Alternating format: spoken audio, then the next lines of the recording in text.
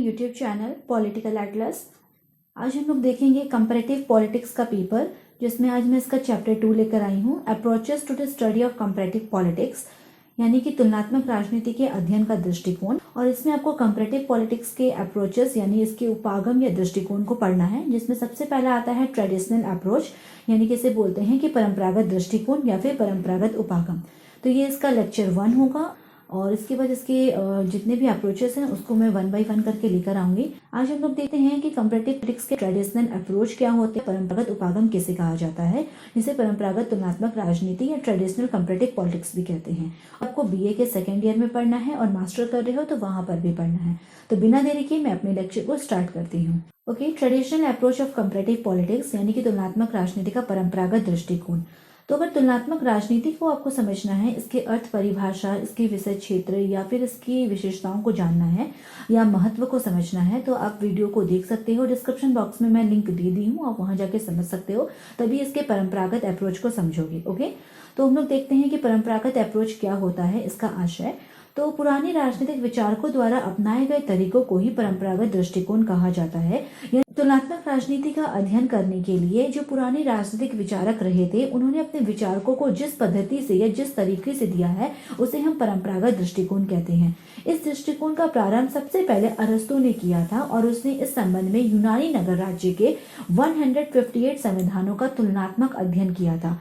और अरस्तु के बाद धीरे धीरे अन्य विद्वानों ने इस ओर ध्यान दिया, जैसे इसमें Cicero, Polybius, Machiavelli, Karl Marx, Montesquieu, इन सभी दार्शनिकों ने तुलनात्मक राजनीति का अध्ययन करने के लिए अपने दृष्टिकोण को आगे बढ़ाया है। तो सबसे पहले तुलनात्मक राजनीति का अध्ययन किसने किया है तुलनात्मक रूप से, तो वह है अरस्तु, और इसे ही हम परंपरागत दृष्टिकोण के रूप में समझते हैं। ओके, तो राजनीतिक संस्थाओं और सरकारों के तुलनात्मक अध्ययन में प्रारंभिक और उसके बाद तुलनात्मक विश्लेषण के लिए अपनाए गए प्रयासों को परंपरागत तुलनात्मक राजनीति कहा जाता है। तो क्या होता है तुलनात्मक राजनीति का परंपरागत दृष्टिकोण, यानी कि राजनीतिक संस्थाओं और सरकार का अगर हमें तुलनात्मक अध्ययन करना है, तो तुलनात्मक अध्ययन करने के दौरान शुरू में जो दार्शनिकों द्वारा अध्ययन किया गया और उसके बाद किस तरह से हम यहाँ पे कंपैरेटिव एक विश्लेषण कर रहे हैं, तो इन सभी चीजों के लिए जिन प्रयासों को अपनाया गया था, जिन टेक्निक्स को यहाँ पे यूज किया गया था, जिन विधियों को हम अपनाए थे, उन्हें ही परंपरागत तुलनात्मक राजनीति कहा जाता है। इनमें कई विद्वानों के भी नाम आते हैं, जैसे Barker, Laski, Carl J Friedrich, Herman Finer, Munro, Ogg और जिंक आदि प्रमुख हैं। ओके, ऑग और जिंक का एक बुक है modern foreign government and Munro की एक बुक है the government in England and American presidency. तो मुनरो की इन दो बुक में और ऑग और जिंक ने अपने मॉडर्न फॉरेन गवर्नमेंट इस ग्रंथ में तुलनात्मक पद्धति के प्रारंभिक प्रयास किए हैं, जिसको हम समझ सकते हैं कि वहां पे तुलनात्मक राजनीति का अध्ययन परंपरागत दृष्टिकोण से किया गया था। ओके, इन लोगों ने क्या किया, यूरोप और अमेरिका के संवैधानिक संस्थाओं की व्याख्या तुलनात्मक पद्धति के रूप में की थी। लेकिन ये जो अध्ययन थे विवरणात्मक रहे थे, ये केवल डिस्क्रिप्टिव थे। इनकी तुलना का जो उद्देश्य था समस्या का समाधान करना नहीं या फिर उसकी व्याख्या करना या विश्लेषण करना नहीं था। तो परंपरागत रूप से तुलनात्मक अध्ययन जो किया गया था शुरुआती रूप में, तो उस समय ये लोग केवल अध्ययन करते थे विवरण करने के लिए, उनको समझते थे, ठीक है, डिस्क्रिप्टिव अध्ययन करते थे। यहाँ पे वो लोग एनालिटिकल अध्ययन नहीं करते थे या फिर समस्या का समाधान, प्रॉब्लम सॉल्विंग नहीं करते थे, और एक्सप्लेनेटरी अध्ययन भी, यानी कि यहाँ पे व्याख्यात्मक रूप से अध्ययन नहीं किया जाता था। और ये लोग जो टेक्निक अपनाए थे वो पूरी तरह से परंपरागत विधि पर आधारित थे। इन विद्वानों ने क्या किया, सिद्धांतों के विकास और किस तरह से परिकल्पनाओं का परीक्षण यानी कि उपकल्पना या हाइपोथेसिस की जांच की जाएगी और किस तरह से जो आंकड़े एकत्र हो रहे हैं उसको संग्रहित किया जाएगा। तो इन सभी चीजों में इन परंपरावादी विचारकों ने रुचि नहीं लिया और इन्होंने अपने अध्ययन को केवल यूरोपीय देशों की सांस्कृतिक एवं राजनीतिक व्यवस्थाओं की सरकार के स्वरूपों का वर्णन तक ही सीमित रखा। कहने का मतलब है ट्रेडिशनल अप्रोच के जितने भी सपोर्टर रहे थे, जितने भी दार्शनिक रहे थे, इन्होंने कहीं पर भी सिद्धांत का विकास कैसे किया जाएगा, आंकड़ों को एकत्र कैसे किया जाएगा या परिकल्पनाओं का परीक्षण कैसे किया जाएगा, इस ओर ध्यान नहीं दिया। बल्कि इन्होंने क्या किया, यूरोपीय देशों की जो भी सांस्कृतिक या राजनीतिक व्यवस्थाएं हैं, उसके सरकार की क्या स्वरूप है, उसका वर्णन ही किया। और वर्णन करते हुए इन्होंने एनालिटिकल यहाँ पे वर्णन नहीं किया है या डिस्क्रिप्टिव वर्णन ही केवल किया है। तो इस तरह से परंपरागत तुलनात्मक राजनीति को समझ सकते हैं कि यहाँ पे जिस तरह से तुलनात्मक रूप से अध्ययन किया गया था राजनीतिक व्यवस्थाओं का, वह केवल और केवल परंपरागत विधियों पर ही आधारित था और इसमें इन प्रमुख विद्वानों के नाम आते हैं, आप नोट डाउन कर सकते हो। अब हम लोग देख लेते हैं कि परंपरागत तुलनात्मक राजनीति की क्या विशेषताएं होती हैं। सबसे पहला है मुख्य रूप से अतुलनात्मक अध्ययन। देखिए अभी हम पढ़ रहे हैं तुलनात्मक राजनीति, लेकिन इसकी पहली विशेषता ही है कि यह अतुलनात्मक अध्ययन है, यानी ये तुलना करता ही नहीं है। कैसे? तो देखिए क्या है ना कि परंपरागत तुलनात्मक राजनीति में अनेक राज्यों से संबंध राजनीतिक संस्थाओं और व्यवस्थाओं का अध्ययन किया जाता है। ओके, लेकिन फिर भी परंपरागत दृष्टिकोण मुख्य रूप से अतुलनात्मक रहा है, ये तुलना करता ही नहीं है। क्यों नहीं करता है? क्योंकि इसमें विभिन्न देशों की संस्थाओं और समानताओं का तुलनात्मक अध्ययन नहीं किया जाता, बल्कि किसी विशिष्ट देश में विभिन्न कालों में अस्तित्व में रही राजनीतिक संस्थाओं या अनेक देशों के संस्थाओं का समानांतर वर्णन मात्र किया जाता है। कहने का मतलब है कि जो परंपरागत तुलनात्मक राजनीति है, यहाँ पे भले हम राज्यों से संबंधित राजनीतिक संस्थाओं का या व्यवस्थाओं का तुलनात्मक अध्ययन कर रहे हैं, लेकिन ये दृष्टिकोण जो है मुख्य रूप से अतुलनात्मक होता है, क्योंकि जो भी समानताएं या असमानताएं होती हैं उस ओर यहाँ पे उतना ध्यान नहीं देके विशिष्ट काल में किसी जो विभिन्न काल में अस्तित्व में रही जो राजनीतिक संस्थाएं हैं या देशों की जो संस्थाएं, उसका केवल यहाँ पे एक समानांतर एक वर्णन किया जाता है। ओके, जैसे ब्रिटेन है, अमेरिका है, फ्रांस है, इन देशों की कार्यपालिका और व्यवस्थापिका का ही वर्णन यहाँ पर किया जाता है। ओके, तो यह अध्ययन क्या है ना कि अनेक देशों के संवैधानिक आधारों, राजनीतिक शक्ति संबंधी संगठन, निर्वाचन संबंधी कोई प्रावधान है या पॉलिटिकल पार्टी से जुड़े कोई अगर चीज है तो उन तक ही अपने आप को ये सीमित रखती है। तो ये कह सकते हैं कि ये सही नहीं है, ये पर्याप्त नहीं है, क्योंकि हमें तुलनात्मक राजनीति के अंतर्गत हमें तुलनात्मक रूप से अध्ययन करना है। तो हमें तुलनात्मक अध्ययन करने के अंतर्गत सभी चीजों का अध्ययन करना है, हम कुछ ही चीजों को छोड़कर या कुछ ही चीजों को लेकर नहीं चल सकते हैं। ठीक है, तो पहला हो गया कि ये मुख्य रूप से अतुलनात्मक अध्ययन है, क्योंकि जब भी हम तुलनात्मक अध्ययन की बात करते हैं तो वहां पे आपका जो कंपैरिजन होता है वो A to Z सभी चीजों को लेकर किया जाता है, बट यहाँ पे ट्रेडिशनल अप्रोच में सभी चीजों का तुलनात्मक रूप से अध्ययन नहीं हो रहा था। ओके, सेकेंड है मुख्य रूप से वर्णनात्मक अध्ययन, यानी कि हम कह सकते हैं कि ये फुल्ली क्या है, डिस्क्रिप्टिव स्टडी रहा है। तो परंपरागत राजनीति जो है या परंपरागत तुलनात्मक राजनीति का जो दृष्टिकोण है वो वर्णनात्मक है, डिस्क्रिप्टिव होता है, और यह केवल क्या करता है, ढांचे का ही वर्णन करता है, तुलनात्मक वर्णन प्रस्तुत नहीं करता है। साथ ही साथ इसमें वैज्ञानिक और व्यवस्थित तुलनात्मक दृष्टिकोण का भी अभाव रहता है।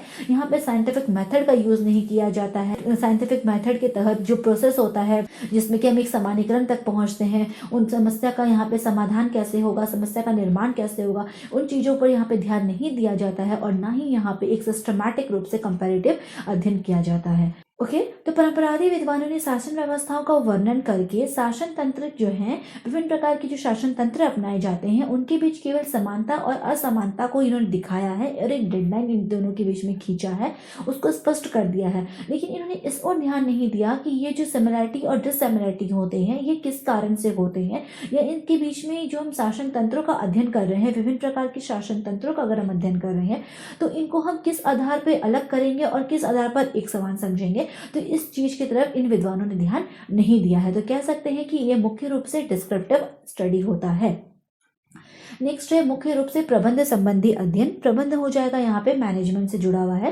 परंपरागत जो अध्ययन है इसमें किसी एक राजनीतिक संस्थाओं या किसी विशेष संस्था का ही विवेचन होता है, जैसे कि कुछ विद्वान वुडरो विल्सन है, लास्की है, डाइसी है, इनकी रचनाओं में हम देख सकते हैं कि किसी एक देश के विशेष संस्था के विकास से ही जुड़े हैं इनकी रचनाएं, और उसमें ऐसी कोई भी व्यवस्थित स्थापना नहीं की गई है जो तुलनात्मक राजनीति को औचित्य प्रदान करता है या इसके अध्ययन के लिए प्रयुक्त हो सकता है। तो ये बोल सकते हैं कि यह मुख्य रूप से क्या है कि प्रबंध की ही अध्ययन होती है, केवल मैनेजमेंट की बात करता है और इसके अंदर की चीजों की ओर ध्यान नहीं देता है। ओके, नेक्स्ट है मुख्य रूप से संकीर्ण अध्ययन। बोल सकते हैं कि ये पूरी तरह से एक संकुचित और संकीर्ण अध्ययन होता है, क्योंकि ये मुख्य रूप से ये पश्चिमी देशों का ही अध्ययन करता है, जिसमें अमेरिका और यूरोपीय देशों की लोकतांत्रिक शासन व्यवस्था का ही अध्ययन करता है, जिसमें पूर्वी देशों की संस्थाओं का अध्ययन का कमी हो जाता है, या केवल पश्चिमी देशों और यूरोपीय देशों के लोकतांत्रिक पद्धति की ही जहाँ पे लोकतांत्रिक व्यवस्था कायम है उन्हीं का ही अध्ययन करता है, और ये गैर पश्चिमी देश या पूर्वी देशों का राजनीतिक व्यवस्थाओं का अध्ययन नहीं करता है। तो एक तरह से यह संकीर्ण अध्ययन है जो इसकी विशेषता को दर्शाता है। नेक्स्ट है मुख्य रूप से कानूनी औपचारिक संस्थागत अध्ययन। कहने का मतलब है कि जो परंपरागत जो अप्रोच है वो कहीं ना कहीं परंपरागत विधियों का ही प्रयोग करता है, जिसमें ऐतिहासिक विधि, कानूनी औपचारिक विधि, संस्थागत विधियों का ही प्रयोग होता है। तो जो परंपरागत दृष्टिकोण है वह केवल और केवल शासन के स्वरूप को बताती है, उसके नेचर को बताती है। यहाँ पे शासन की जो व्यवहारिक चीजें होती हैं या व्यवहार में वह कैसे कार्य कर रही हैं उनकी ओर वह ध्यान नहीं देता है। ठीक है, तो ये केवल उसके स्वरूप को समझाता है। तो ये कह सकते हैं कि यह परंपरागत विधियों का प्रयोग करता है, यह भी इसकी एक विशेषता मानी जाती है। नेक्स्ट है मुख्य रूप से आदर्शवादी अध्ययन। जो तुलनात्मक राजनीति का परंपरागत दृष्टिकोण है वह आदर्शवादी अध्ययन है, क्योंकि यहाँ पर जो तुलनात्मक अध्ययन हो रहा है वह मुख्य रूप से आदर्शवादी सिद्धांतों पर ही आधारित है। ये मूल्य मान्यताओं से जुड़ा है। यहाँ पर यथार्थवादी अध्ययन या वस्तुपरक अध्ययन नहीं होता है और केवल यह आदर्शों के ही प्रतिकूल माना जाता है। तो इस तरह से एक इसकी विशेषता हो जाती है कि यह मुख्य रूप से आदर्शवादी अध्ययन होता है। नेक्स्ट है प्रमुख रूप से स्थिर। तो परंपरागत जो दृष्टिकोण है उसका जो विषय है वह स्थिर है, वह आगे नहीं बढ़ता है, कांस्टेंट है और एक तरह से कह सकते हैं कि गतिहीन है, क्योंकि इसे दिशा नहीं मिल रही है। यह दिशाहीन भी हो गया है क्योंकि यहाँ पे जो क्रियाशील तत्व है उसकी भी कमी हो जाती है। तो एक्टिव केसेस यहाँ पे नहीं आते हैं, इस कारण जो ट्रेडिशनल अप्रोच है इसका जो विषय है वह काफी ज्यादा कांस्टेंट हो जाता है, स्थिर हो जाता है, क्योंकि इसमें कहीं ना कहीं जैसे कि मैंने कहा कि क्रियाशील तत्वों का अभाव है। क्रियाशील तत्व वे होते हैं जो राजनीति को प्रभावित करते हैं, जैसे कि दबाव समूह है, हित समूह है, जनमत है, चुनाव है, राजनीतिक व्यक्ति है और कहीं ना कहीं व्यवहारवाद भी ये जुड़ा है क्रियाशील तत्वों से। तो ऐसे में क्या होता है कि इन गतिशील तत्वों का या क्रियाशील तत्वों का इन प्रक्रियाओं की उपेक्षा यहाँ पे की गई है, इनको यहाँ पे नहीं जोड़ा गया है राजनीति के अध्ययन से। इसलिए तुलनात्मक राजनीति का जो परंपरागत दृष्टिकोण है वह प्रमुख रूप से या मुख्य रूप से स्थिर माना जाता है। नेक्स्ट है कि डॉक्टर विभूषी ने भी तुलनात्मक राजनीति के परंपरागत उपागम की कुछ विशेषताओं का वर्णन किया है और इन्होंने इन विशेषताओं का वर्णन अपनी इस book something about comparative politics में किया है। तो इनके अनुसार क्या होता है परंपरागत तुलनात्मक राजनीति का विशेषता, वो देख लेते हैं। इनका कहना है कि परंपरागत तुलनात्मक राजनीति में एक राज्य या उसकी विभिन्न कानूनी संस्थाओं का ही अध्ययन होता है। ये केवल एक देश की ही बात करता है जिसमें विभिन्न कानूनी संस्थाएं हैं, उसका ही ये कंपैरेटिव स्टडी करेगा। नेक्स्ट है कि जो कंपैरेटिव स्टडी है ट्रेडिशनल अप्रोच वो विशिष्ट समस्याओं तक ही सीमित होता है। नेक्स्ट है कि जो ट्रेडिशनल अप्रोच है वो केवल वर्णनात्मक होता है। फिर है कि यह दृष्टिकोण पश्चिमी सभ्यता के विचार से जुड़ा है, क्योंकि इसमें अपश्चिमी, अविकसित, अप्रजातांत्रिक तत्वों की या व्यवस्थाओं की उपेक्षा की गई है, जैसा कि मैंने भी ऊपर बताया।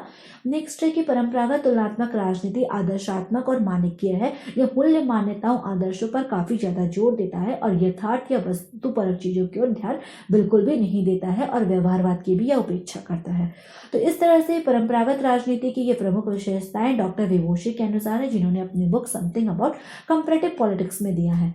ओके, तो हम लोग नेक्स्ट इसके टॉपिक पे आते हैं। ओके, परंपरागत तुलनात्मक राजनीति की आलोचनाएं या फिर कमियां।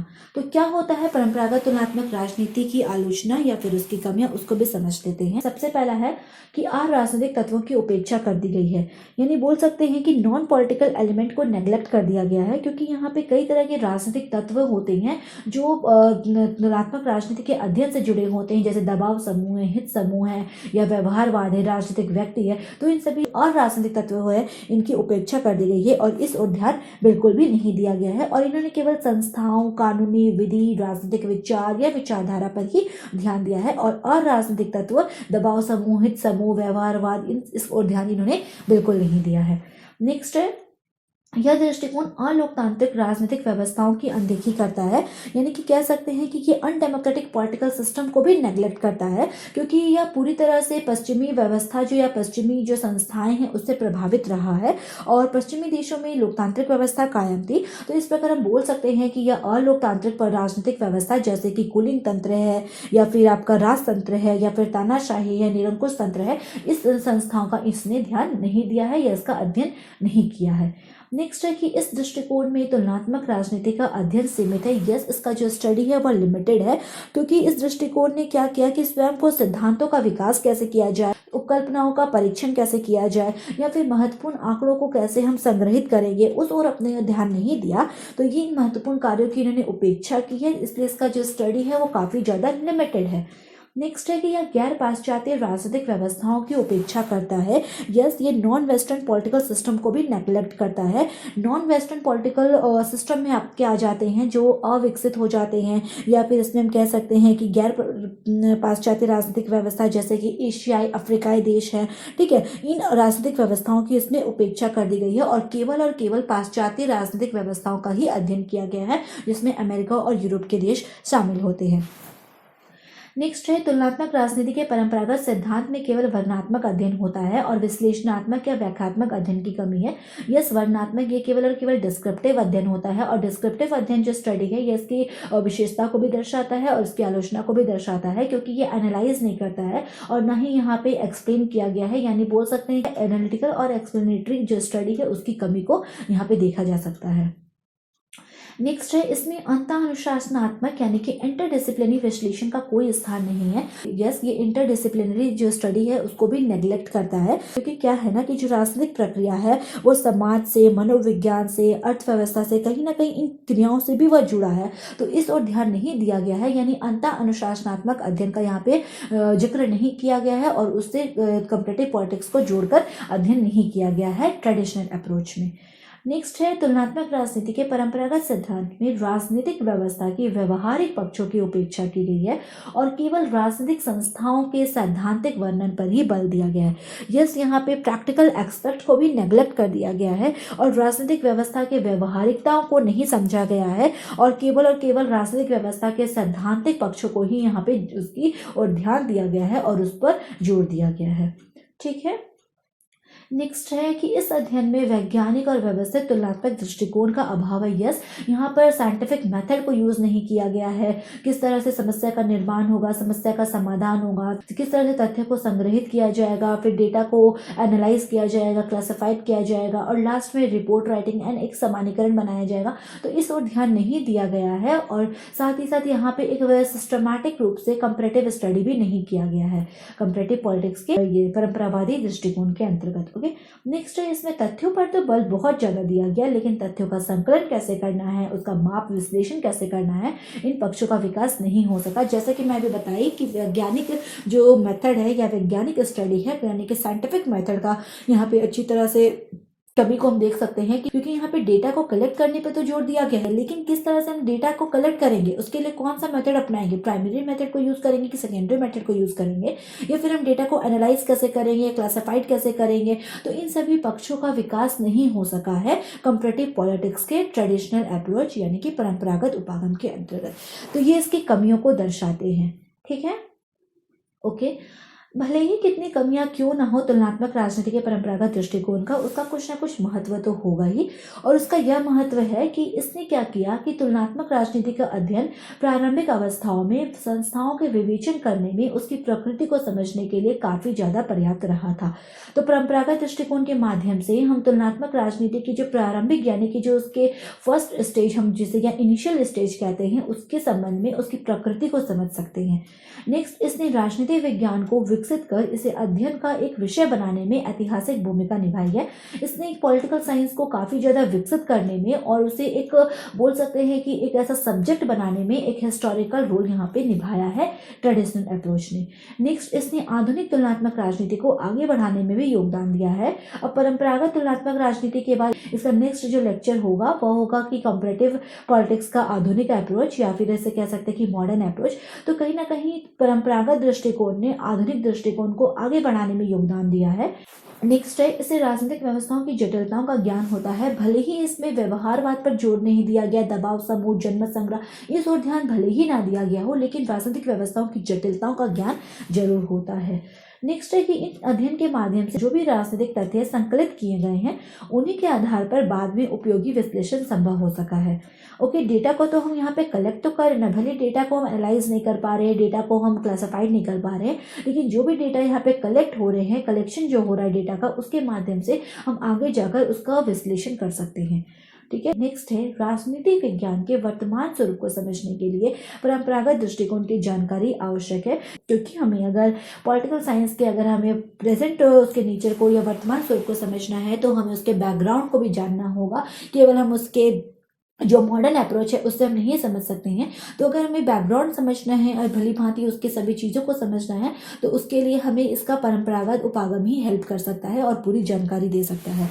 ठीक है, तो इस तरह से परंपरागत उपागम के ये महत्व रहे हैं जिसको हम नेग्लेक्ट नहीं कर सकते हैं। तो इस तरह से कंपैरेटिव पॉलिटिक्स का जो ट्रेडिशनल अप्रोच है वो खत्म हो जाता है। एग्जाम में क्वेश्चंस आते हैं कि तुलनात्मक राजनीति के अध्ययन करने का प्रारंभिक दृष्टिकोण या परंपरागत दृष्टिकोण क्या है, उससे आप क्या समझते हो, आलोचनात्मक वर्णन करें। तो यहाँ पे आपको थोड़ा समझाना पड़ेगा कि क्या इसका अर्थ होता है या इसके बारे में एक भूमिका आप यहाँ पे देख सकते हो, किस तरह से विद्वान आते हैं, कौन कौन इसके सपोर्टर रहे हैं, कहाँ से इसका उदय हुआ है, सबसे पहले किसने तुलनात्मक अध्ययन की बात की थी, तुलनात्मक पद्धति का प्रयोग सबसे पहले किसने किया। ठीक है, और किस तरह से इसकी विशेषताएं हैं, इसको भी आप यहाँ से नोट डाउन कर सकते हो। और लास्ट में इसकी कमियों को भी मैंने यहाँ उजागर किया, इसे भी आप पॉइंट वाइज करके लिख सकते हो या अपने लैंग्वेज में जैसा चाहे आप बना सकते हो। ओके, तो हम अपने लेक्चर के एंड पे आ जाते हैं। अगर आपको मेरा आज का वीडियो अच्छा लगा हो तो प्लीज़ मेरे वीडियो को लाइक करिए, अपने फ्रेंड्स के साथ शेयर भी जरूर करिए, और अभी तक मेरे चैनल को सब्सक्राइब नहीं करे हो तो प्लीज़ सब्सक्राइब कर लो, क्योंकि मैं इस तरह से पॉलिटिकल साइंस के डिफरेंट टॉपिक को लेकर आऊँगी और बहुत ही ईजी वे में कॉन्सेप्ट को क्लियर करने की कोशिश करूँगी। आज कंपैरेटिव पॉलिटिक्स का जो ट्रेडिशनल अप्रोच है वो खत्म हो गया है, इसके बाद मैं लेकर आऊँगी इसका मॉडर्न अप्रोच, तो वो भी आप जरूर देखिएगा। तो इस तरह से मेरे चैनल के साथ बने रहिए, मेरे वीडियोज़ को अपने फ्रेंड्स के साथ भी शेयर करिए और ज़्यादा से ज़्यादा लोगों तक इसे पहुँचाइए, और सब्सक्राइब करते रहिए, लोगों को भी इसके बारे में बताइए, क्योंकि मैं लोगों को हेल्प कर सकूँ, स्टूडेंट्स को हेल्प कर सकूँ। तो आज के लिए इतना ही, so thank you very much.